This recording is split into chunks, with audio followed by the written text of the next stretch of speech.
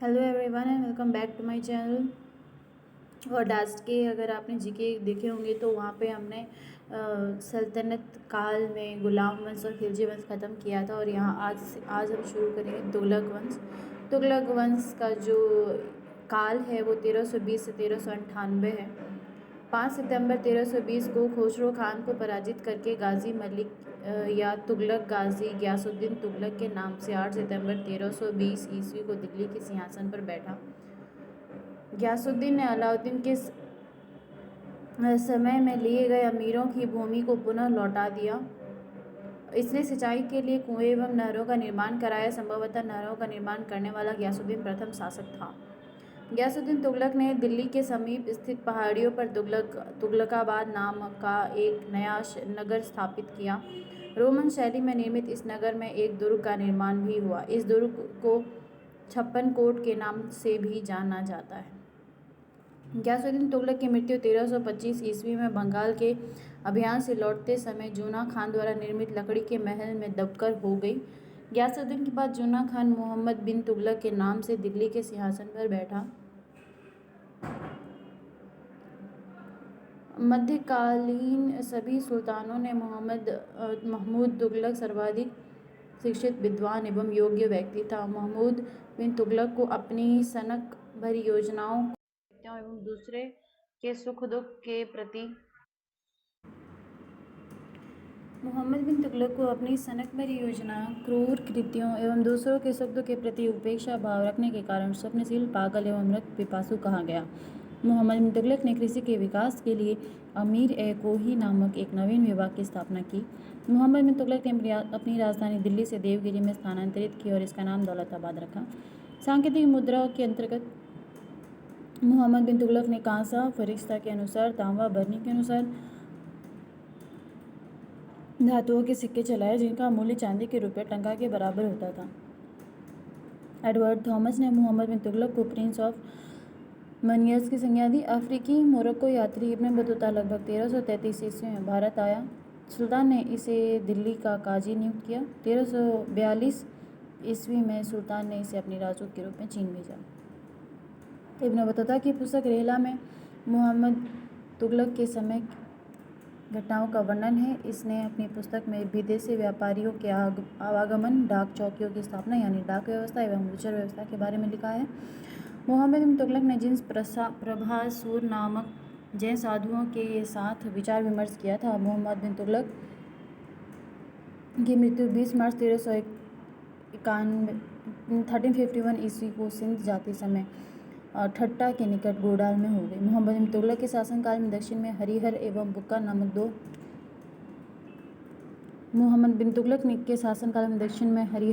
नामक दो भाइयों 1336 ईस्वी में स्वतंत्र राज्य विजयनगर की स्थापना की। महाराष्ट्र में अलाउद्दीन बहमन शाह ने 1347 ईस्वी में स्वतंत्र बहमनी राज्य की स्थापना की। मोहम्मद बिन तुगलक की मृत्यु पर इतिहासकार बदायूनी लिखता है कि अंततः लोगों को उससे मुक्ति मिली और उससे लोगों से। मोहम्मद बिन तुगलक शेख अलाउद्दीन का शिष्य था। वह सल्तनत का पहला शासक था जो अजमेर में शेख मोइनुद्दीन चिश्ती की दरगाह और बहराइच में सालासर मसूद गाजी के मकबरे में गया। महमूद बिन तुगलक ने बदायूं में मीरन मुलहिम, दिल्ली में शेख निजामुद्दीन औलिया, मुल्तान में शेख रुकनुद्दीन, अजूधन में शेख मुल्तान आदि संतों की कब्र पर मकबरे बनवाए।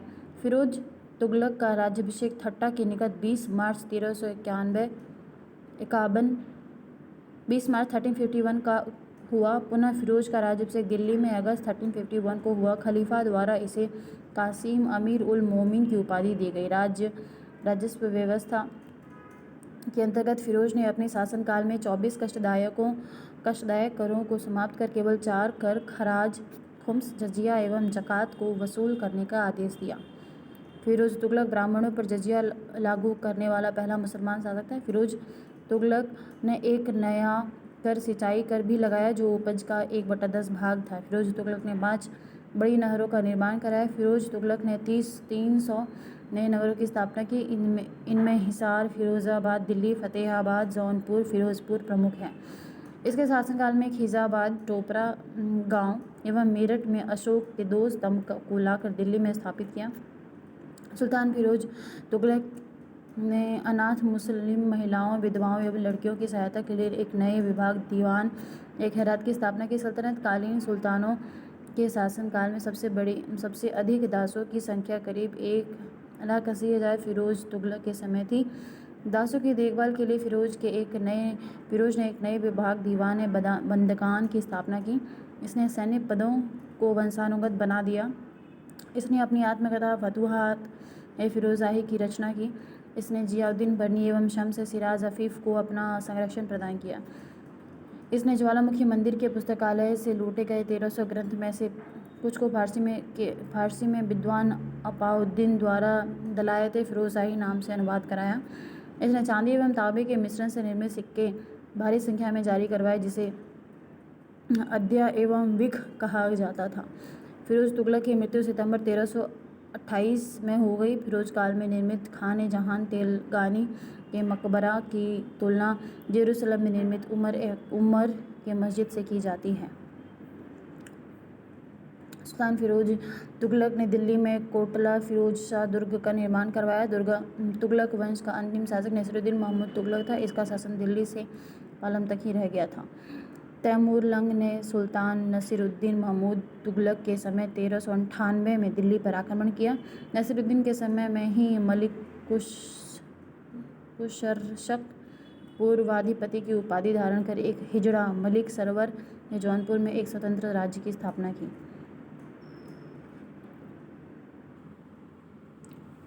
अगला वंश सैयद वंश। सैयद वंश का काल है 1414 से 1451। सैयद वंश का संस्थापक खिज्र खान था। इसने सुल्तान की उपाधि न धारण कर अपने को रैयत ए आला की उपाधि से ही खुश रखा। खिज्र खान तैमूरलंग का सेनापति था। भारत से लौटते समय तैमूरलंग ने खिज्र खान को मुल्तान, लाहौर एवं दीपालपुर का शासक नियुक्त किया। खिज्र खान नियमित रूप से तैमूर का पुत्र शाहरुख को कर भेजा करता था। खिज्र खान की मृत्यु 20 मई 1421 में हो गई। खिज्र खान का पुत्र मुबारक खान ने शाह की उपाधि धारण की थी। यहया बिन अहमद सरहिंद को मुबारक शाह का संरक्षण प्राप्त था। इसकी पुस्तक तारीख मुबारक शाही में सैयद वंश के विषय में जानकारी मिलती है। यमुना के किनारे मुबारकाबाद की स्थापना मुबारक शाह ने की थी। सैयद वंश का अंतिम सुल्तान अलाउद्दीन आलम शाह था। सैयद वंश का शासक करीब 37 वर्षों तक रहा। अगला है लोधी वंश और ये अंतिम वंश है दिल्ली सल्तनत का, जिसका काल था 1451 से 1526। लोधी वंश का संस्थापक बहलोल लोधी था। वह 19 अप्रैल 1451 को बहलोल शाह गाजी की उपाधि से दिल्ली के सिंहासन पर बैठा। दिल्ली पर प्रथम अफगान राज्य की स्थापना का श्रेय बहलोल लोधी को दिया जाता है। बहलोल लोधी ने बहलोल सिक्के का प्रचलन करवाया। वह अपने सरदारों को मकसद अली कहकर पुकारता था। वह अपने सरदारों के खड़े रहने पर स्वयं भी खड़ा रहता था। बहलोल लोधी का पुत्र निजाम खां 17 जुलाई 1489 ईस्वी में सुल्तान सिकंदर शाह की उपाधि से दिल्ली के सिंहासन पर बैठा। 1504 ईस्वी में सिकंदर लोधी ने आगरा शहर की स्थापना की।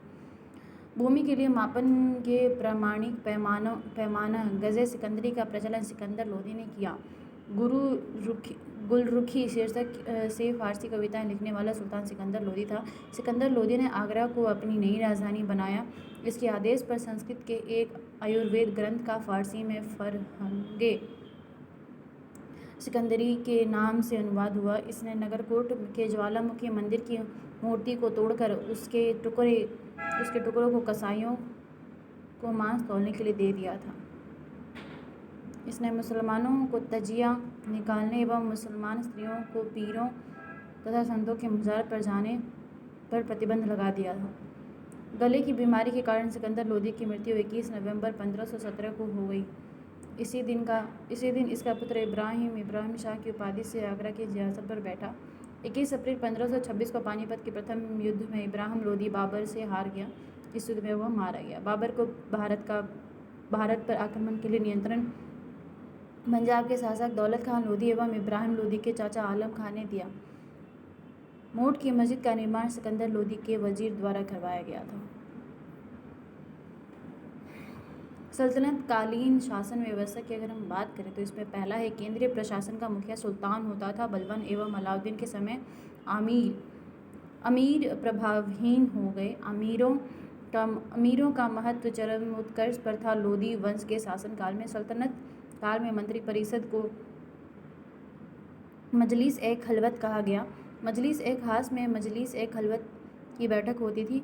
बार ए खास, इसमें सुल्तान सभी दरबारियों, खानों, अमीरों, मालिकों और अन्य रईसों को बुलाता था। बार ए आज़म, सुल्तान राजकीय कार्यों का अधिकांश भाग पूरा करता था। मंत्री एवं उससे संबंधित विभाग वजीर राजस्व विभाग का प्रमुख हुआ करता था। मुशरिफ ए ममालिक प्रांतों एवं अन्य विभागों से प्राप्त आय एवं व्यय का लेखा जोखा, मजमूआदर उधार दिए गए धन का हिसाब रखना, खजीन कोषाध्यक्ष, अरीस ए ममालिक, दीवान ए अर्ज अथवा सैन्य विभाग का प्रमुख अधिकारी, सदर उस-दूर धर्म विभाग एवं दान विभाग का प्रमुख, काजी उल कजात सुल्तान के बाद न्याय का सर्वोच्च अधिकारी, बरीद ए ममालिक गुप्तचर विभाग का प्रमुख अधिकारी, वकील ए दर सुल्तान का व्यक्तिगत सेवाओं की देखभाल करता था, दीवान ए खैरात दान विभाग, दीवान ए बंदगान दास विभाग, दीवान ए इस्तिहाक पेंशन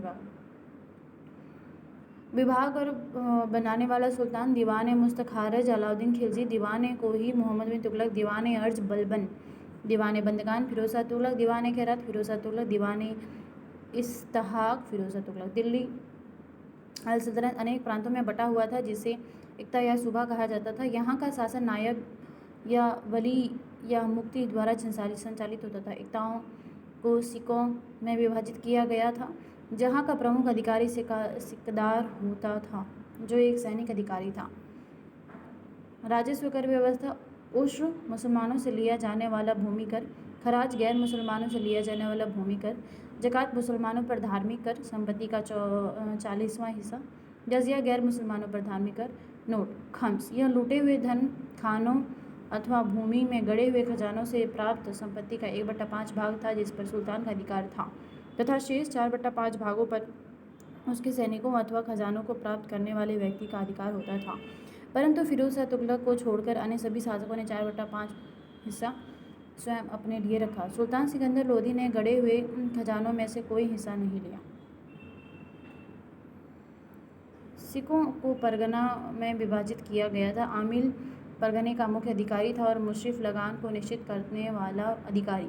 एक शहर या 100 गाँव के शासन की देखरेख अमीर ए सदा नामक अधिकारी करता था। प्रशासन की सबसे छोटी इकाई ग्राम होता था। सुल्तान की स्थायी सेना को खास खेल नाम दिया गया था। मंगोल सेना के वर्गीकरण की 10 समलभ प्रणाली को सल्तनतकालीन सैन्य व्यवस्था का आधार बनाया गया था। सल्तनत काल में बारूद की सहायता से गोला फेंकने वाली मशीन को मंगलीक तथा अर्दी कहा जाता था। अलाउद्दीन खिलजी ने इक्ता प्रथा को समाप्त किया था। इक्ता प्रथा की दोबारा शुरुआत फिरोज शाह तुगलक ने की थी। सल्तनत काल में अच्छी नस्ल के घोड़े तुर्की, अरब एवं रूस से मंगाए जाते थे। हाथी मुख्यतः बंगाल से मंगाए जाते थे। सल्तनतकालीन कानून शरीयत, कुरान एवं हदीस पर आधारित था। मुस्लिम कानून के 4 महत्वपूर्ण स्रोत थे: कुरान, हदीस, इज्मा एवं क़ियास। सुल्तान सप्ताह में 2 बार दरबार में न्याय करने के लिए उपस्थित होता था। सल्तनत काल में लगान निर्धारित करने की मिश्रित प्रणाली को मुक्ताई कहा गया है। भूमि की नाप जोख करने वाला क्षेत्रफल के आधार पर लगान का निर्धारण मसाहत कहलाता था। इसकी शुरुआत अलाउद्दीन ने की। पूर्णतः केंद्र के नियंत्रण में रहने वाली भूमि खालसा भूमि कहलाती थी। अलाउद्दीन ने दान की गई अधिकांश भूमि को छीनकर खालसा भूमि में परिवर्तित कर दिया। देवल सल्तनत काल में अंतर्राष्ट्रीय बंदरगाह के रूप में प्रसिद्ध था। 10 अश्वारोही 1 सरह खेल, 10 सरह खेल 1 सिपह सलार, 10 सिपह सलार 1 अमीर, 10 अमीर 1 मलिक, 10 मलिक 1 खान। सरस्वती अच्छी किस्म के चावल के लिए, निहीवाड़ा व्यापारियों का तीर्थ स्थल के रूप में, सतगांव रेशमी रजाइयों के लिए, आगरा नील उत्पादन के लिए, बनारस सोने चांदी एवं जड़ी काम के लिए। अगले टॉपिक में हम पढ़ेंगे विजयनगर साम्राज्य। प्लीज़ मेरे चैनल को लाइक शेयर सब्सक्राइब करना ना भूलें डेली जीके अपडेट के लिए।